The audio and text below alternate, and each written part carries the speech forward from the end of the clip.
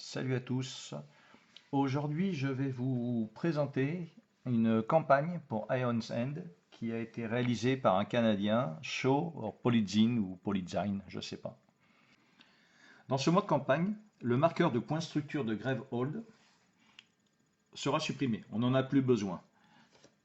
Les points de structure de Gravehold vont être représentés par un deck de cartes bâtiment. Chaque bâtiment aura 4 points de structure. Voyons maintenant comment est composée la structure d'une carte.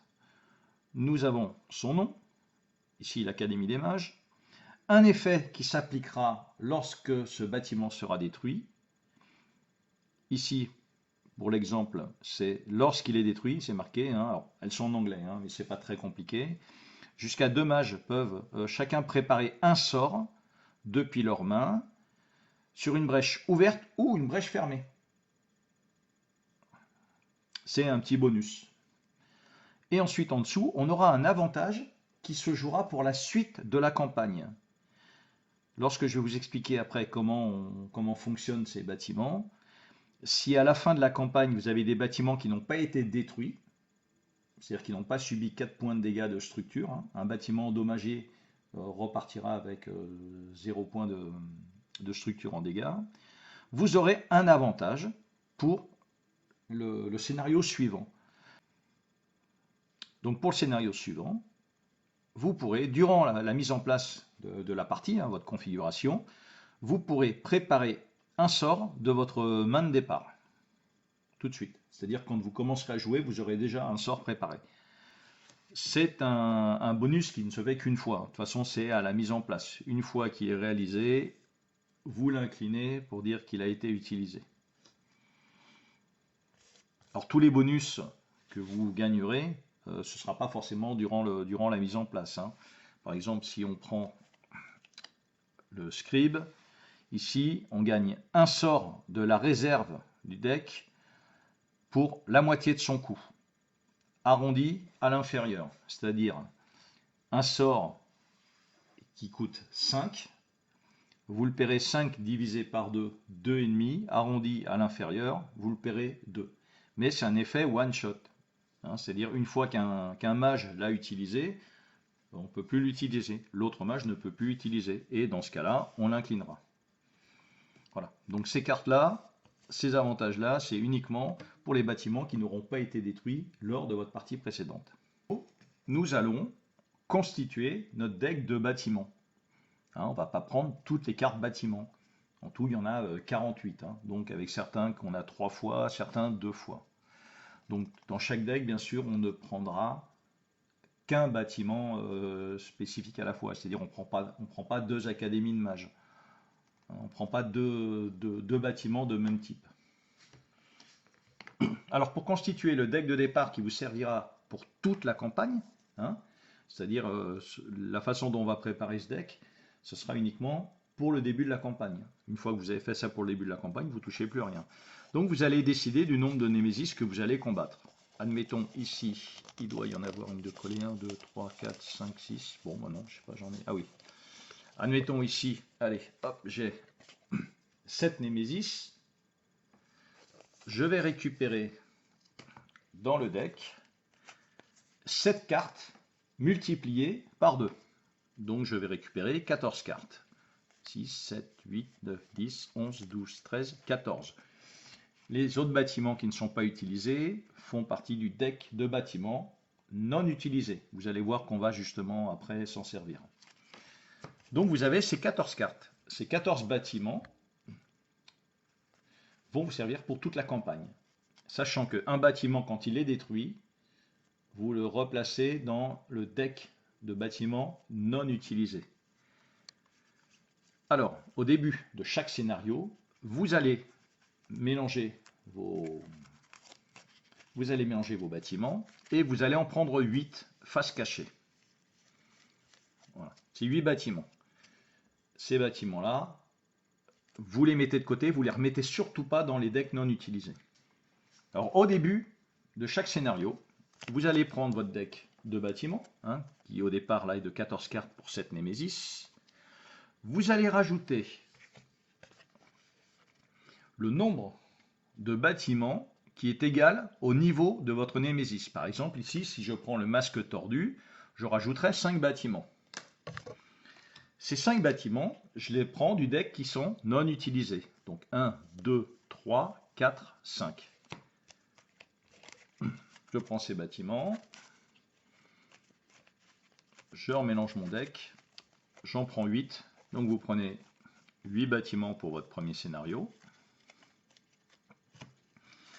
Les autres bâtiments, vous les mettez bien de côté. Surtout, vous ne les mélangez pas avec les bâtiments qui ne sont pas utilisés.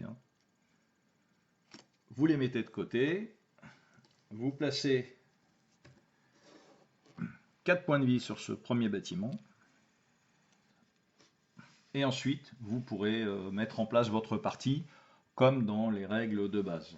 Alors, dans la campagne, ce que Shaw conseille, c'est de faire tout au niveau aléatoire. Bon, après, vous faites ce que vous voulez, hein, en fait, ça n'a pas vraiment d'importance. Donc maintenant, on va donner un exemple. Donc dans la partie, la Némésis, à son tour, enlève 2 points de vie à Gravehold. On retire 2 jetons. Et à son prochain, au tour d'après, elle enlève 3 points de vie. Alors qu'est-ce qui se passe quand elle enlève 3 points de vie? Il en reste 2. On va retirer là, ces 2 points de vie. On va retourner cette carte. Et comme elle infligeait 3 points de vie,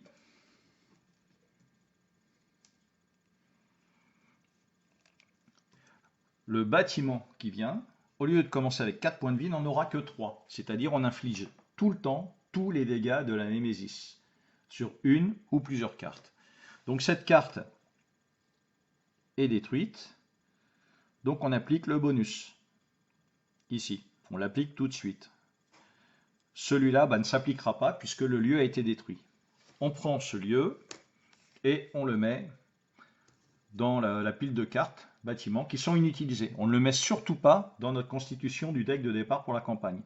Voilà, ce bâtiment est perdu. Il y a aussi une autre option.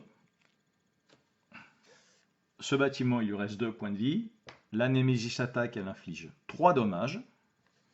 Donc 3 de plus. Elle inflige 3 dommages. Donc, lui perd ses 2 points de vie. On retourne la carte. Sur les 4 dommages, enfin sur les 4 points de structure qu'avait le nouveau lieu, on en retirera 1. Mais nous avons aussi la possibilité de dire, cette carte quand même, elle m'intéresse, j'aurais bien aimé la garder, parce que le bonus, si jamais je réussis le scénario, si Gravehold n'est pas détruit, il est quand même intéressant. Donc dans ce cas-là, les 3 dommages qui ont été subis par ce lieu sont subis par un mage. Un mage prend les 3 dégâts. Ce lieu, vous l'avez sauvé temporairement, vous le prenez, vous le remettez sous le deck de bâtiment. Et dans ce cas-là, le nouveau bâtiment, lui, n'aura pas subi de dégâts puisque c'est votre mage qui aura pris les 3 points de vie. Ce qui veut dire que votre bâtiment que vous avez placé en dessous, vous le sauverez peut-être, tout simplement parce que si la Némésis vous détruit tous les bâtiments de Gravehold, ça n'aura pas servi à grand chose. Voilà, c'est une possibilité sur un bâtiment finalement qui vous tente pour le garder pour le prochain scénario. Vous avez cette possibilité-là, sachant que c'est pas donné puisque c'est quand même 3 points de vie, c'est le nombre de dégâts en fait qu'il a subi sur sa dernière attaque. Donc vous avez terminé le scénario, vous avez vaincu la Némésis, ou vous avez passé toute la pile de cartes de la Némésis.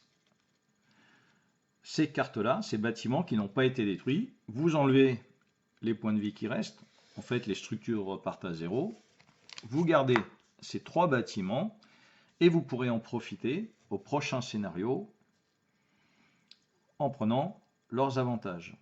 Alors, il faut juste savoir une chose, c'est qu'au prochain scénario, vous pourrez conserver du scénario d'avant dans les bâtiments protégés, enfin vous pourrez utiliser, uniquement le nombre de bâtiments qui est lié au niveau de la Némésis. Par exemple, si vous jouez la Rage incarnée qui a 2 en niveau.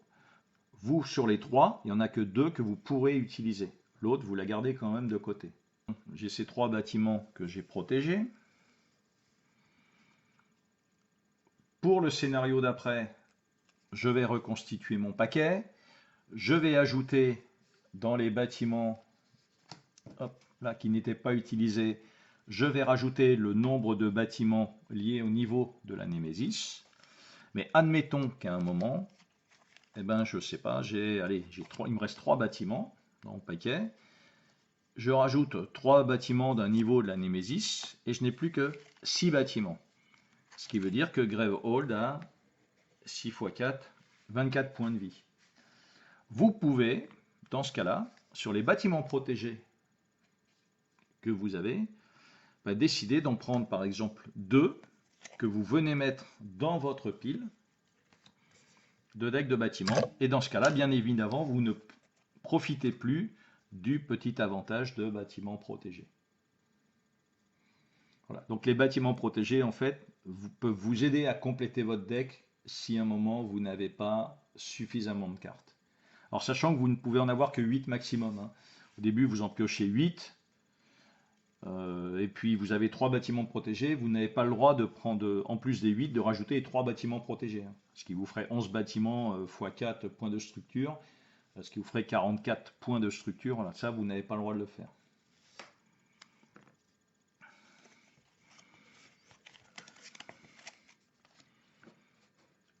Si vous n'avez plus aucun bâtiment, vous perdez la campagne. Donc autant vous dire que sur une fin de campagne, si par exemple il vous reste que 5 bâtiments pour faire le dernier scénario, ça va être tendu. Hein. Ça veut dire que Gravehold en gros aura 20 points de vie. Ensuite, autre information par rapport au mage. Alors, votre mage, en début, a ses 10 points de vie. Admettons qu'elle perde ses points de vie, elle devient épuisée. Si jamais vous décidez de l'utiliser pour un autre scénario, elle sera épuisée.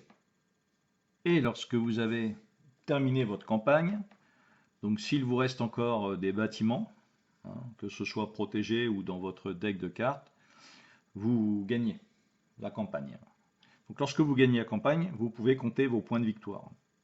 Donc vous marquez 2 points de victoire par carte restante dans le deck des bâtiments, 1 point de victoire par bâtiment protégé, 1 point de victoire par Némésis vaincu, et 5 points de victoire si vous avez utilisé chacun de vos mages au moins une fois, ou si vous n'avez jamais utilisé de mage plus d'une fois. Alors pourquoi il y a ça, ou si vous n'avez jamais utilisé vos mages plus d'une fois, sachant que si vous jouez 7 Némésis, ce qui voudrait dire qu'il vous faudrait 14 personnages, mais si par exemple vous ne jouez que 3 Némésis, ce petit ou il a son importance, hein. C'est ou si vous n'avez jamais utilisé de mage plus d'une fois, si vous combattez 3 Némésis, vos 6 mages devraient être différents pour marquer ces 5 points de victoire. Si à la fin d'une partie il n'y a plus de bâtiments protégés et aucune carte dans le deck de bâtiments, vous perdez instantanément la campagne. Et autre chose, puisqu'on est en confinement de nouveau, il faut savoir que Ion's End se joue très bien par Skype. Hein, j'ai fait l'expérience avec mon ami Daeleng. On joue par Skype. Alors bien évidemment, il faut quand même que les deux joueurs ou 3 joueurs, si vous jouez à 3, que tout le monde ait le jeu, hein, de façon à pouvoir suivre la partie correctement. Mais ça se joue très très bien par Skype. Hein. Même le masque tordu, où il y a des cartes qu'on n'est pas censé voir, vous trouvez très très vite la solution. Bien évidemment, ces liens, les liens pour trouver la campagne, enfin le lien pour trouver la campagne, je vous le mettrai dans la description de la vidéo. Alors, j'ai traduit la campagne, j'ai pas traduit les cartes. Hein. Bon, les cartes, c'est pas très compliqué non plus. J'ai traduit la campagne, donc je vais juste refaire un petit peu de relecture, réorganiser un petit peu tout ça et je la mettrai dispo sur Board Game Geek. Autrement, vous avez aussi la possibilité de télécharger. Hein, alors, pareil, je vous mettrai le lien. C'est une campagne solo qui a été faite par par Sylvain, hein, du site Solo Games. Donc je vous mettrai pareil le lien de son site dans la description de la vidéo. Voilà, qui reprend quelque chose d'un petit peu similaire. Alors il parle aussi des bâtiments, par contre les bâtiments, il faut aller quand même les télécharger, à moins qu'ils soient ailleurs, mais je ne les ai pas trouvés. Il faudra quand même aller les télécharger, il faudra quand même télécharger la campagne de show. Hein, tout ça, vous pourrez le télécharger sur son site. Alors, vous verrez sur son site, il y a énormément de variantes solo pour tout un tas de jeux. Et je vous mettrai également en lien le site de Titibo, c'est Sessions Solo, où vous avez également beaucoup de ressources, de vidéos super intéressantes pour jouer en solo. J'ai terminé cette petite vidéo sur la campagne de Iron's End. Portez-vous bien et surtout protégez-vous bien ainsi que vos proches. Salut!